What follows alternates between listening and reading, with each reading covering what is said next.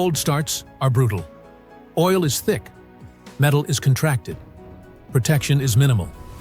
If you start the car and drive hard, you're forcing damage before oil can protect anything. Do this instead. Start the car. Wait 30 to 60 seconds. Then drive gently for the first 5 to 10 minutes. Need a low RPM, light throttle. Once it's warm, drive normally. This one habit alone adds tens of thousands of miles.